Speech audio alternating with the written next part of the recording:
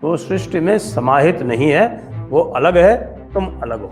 इसलिए अल्लाह चूंकि अलग है, इसलिए बाकी लोग जो हैं वो सब उसके गुलाम ही हो सकते हैं। कहते हैं कि सारे के सारे आलिम उलमा जो बोलते हैं वो कहते हैं कि अल्लाह अलग है और अल्लाह जो है इस सृष्टि से अलग है, वो अलग बैठा हुआ है और वहाँ बैठ के उसने ये सृष्टि बनाई है। वो मोक्ष की जो परिकल्पना वो क्या है? मोक्ष की परिकल्पना ये है कि ये चक्रीय समय है, इस चक्रीय समय में जन्म जन्मांतर हम घूमते रहते हैं। वहाँ तो एक ही जन्म होता है, वो क्यों होता है उसकी कोई व्याख्या नहीं है। आलिम उलमा उससे ऊपर आप नहीं जा सकते, उनको आप सवाल नहीं पूछ सकते, उनकी बात को आप गलत नहीं कह सकते।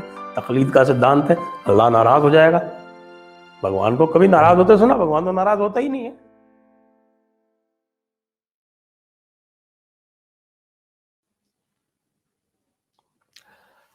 नमस्ते।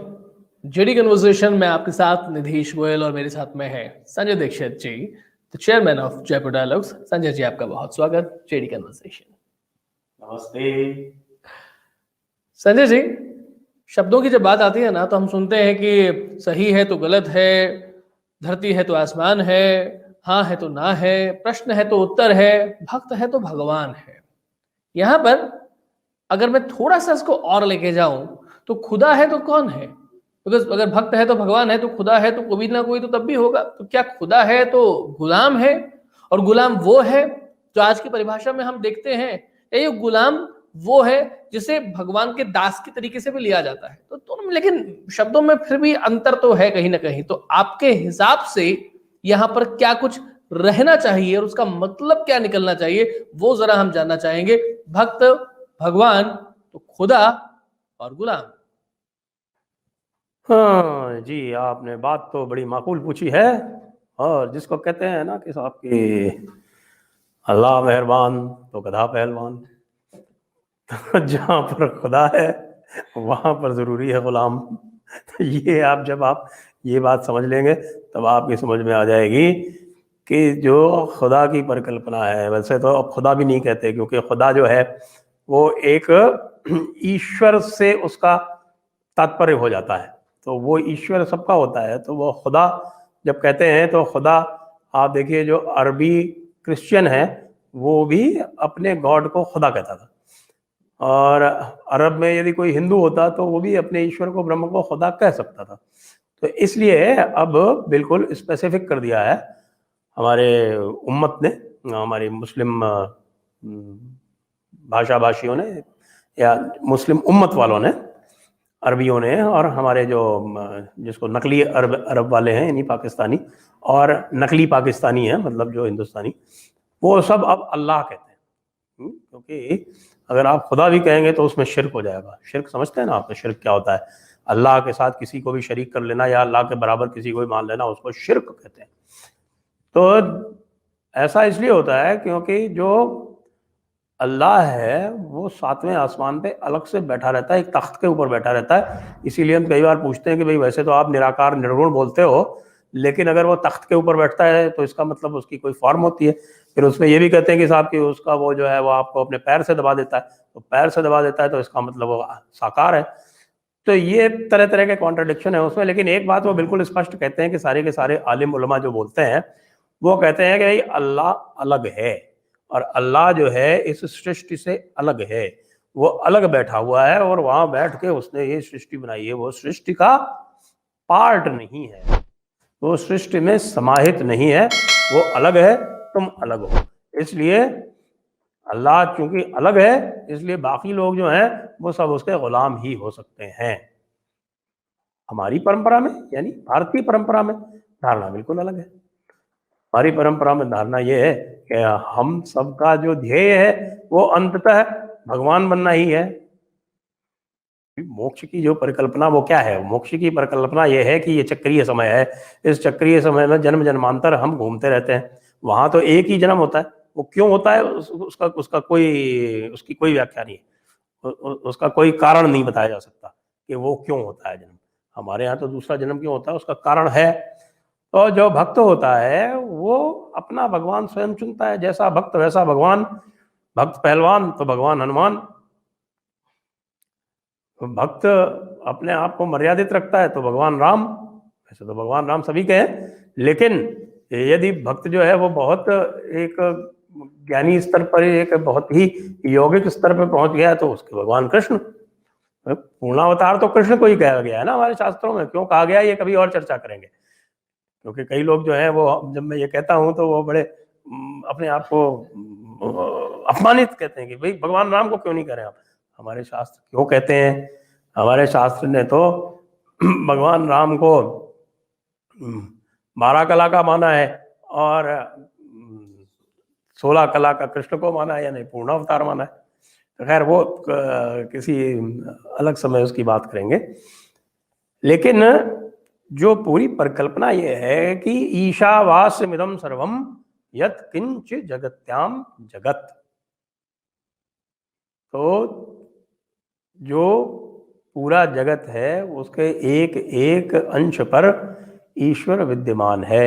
वह मुझ में विद्यमान है, वो आप में, हमारे बगल में बैठे हुए हैं नीतीश जी, उनके विद्यमान है, हमारे डेस्क में बैठे हुए हैं उनके विद्यमान है, और तो और चेतन में भी विद्यमान है और जड़ में भी विद्यमान है।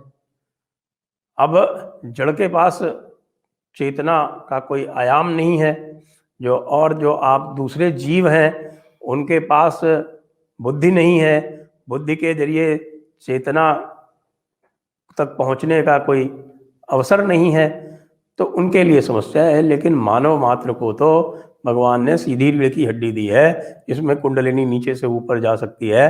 आपके पास अपने मूलाधार से लेकर और सहस्रार चक्र तक जाने का अवसर है, तो भक्त के लिए भगवान बनने का अवसर है, यानी भक्त भगवान में समाहित हो सकता है।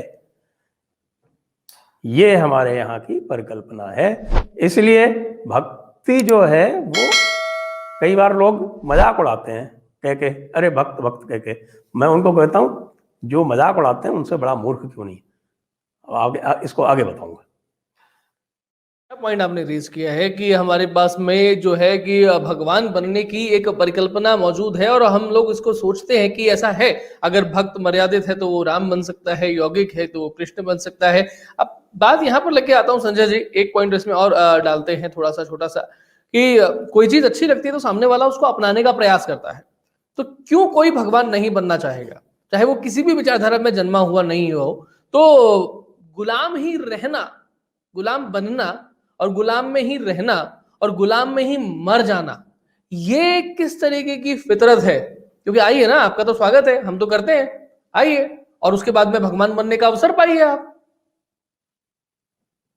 आपने बड़ा अच्छा प्रश्न पूछा है, लेकिन होता यह है कि जो मसीही धर्म है, या जिनको कहता है जो पैगंबरवादी धर्म है, वो सारे के सारे पूरे जिसको बोलते हैं रेजिमेंटेशन पर आधारित हैं। उनमें आपके मस्तिष्क का पूरा एक क्रियाकर्म कर दिया जाता है, इस प्रकार से उसको कंडीशनिंग उसकी की जाती है, इस प्रकार से उसको एक जिसको कहते हैं कि एक लीक में ढाल दिया जाता है कि आपकी बुद्धि कुंद हो जाती है, आपकी बुद्धि कुंठित हो जाती है, आपकी बुद्धि में जो बुद्धि से ऊपर उठने का अवसर है वो रह ही नहीं जाता। आप ये देखिए कि पश्चिम में जो साइकोलॉजी पढ़ाई जाती है और जो हमारे यहाँ जो मनोविज्ञान है, जो हमारे यहाँ वाक की बात होती है, तो हमारे वाक में 4 स्तर हैं। हमारे वाक में 4 स्तर हैं, परा, पश्यंती, मध्यमा, वैखरी। लेकिन जो पश्चिम की साइकोलॉजी है उसमें जो चौथा परा का स्तर है, जिसको ट्रांसेंडेंटल कहते हैं, वो है ही नहीं। वो तो बस जिसको आपको इड, ईगो, सुपर ईगो यहाँ तक सीमित है। तो उन्होंने सीमाएं स्वयं की बांध रखी हैं। वो चेतना को ऊपर उठने ही नहीं देना चाहते, क्योंकि यदि चेतना आपकी ऊपर उठेगी तो जो उनका पूरा का पूरा स्ट्रक्चर है, जैसे चर्च है, तो चर्च खतरे में आ जाएगा। चर्च को अपनी सत्ता बनाए रखना अधिक आवश्यक है, इसलिए वो आपको परा की तरफ देखने नहीं देना चाहता। क्योंकि यदि आप स्वयं आप सक्षम हो जाएंगे तो फिर चर्च की क्या आवश्यकता रहेगी,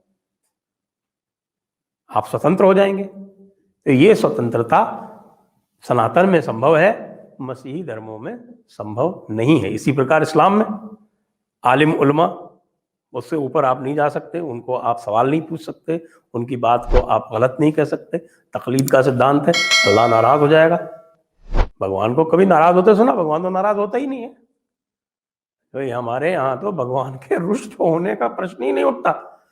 आपके जो कर्म है उसी से आप बनोगे, आपके जो कर्म है उसी से आप बिगड़ोगे। भगवान तो आपको रास्ता दिखा सकता है। भगवान को स्वयं धरती पर आना पड़ता है।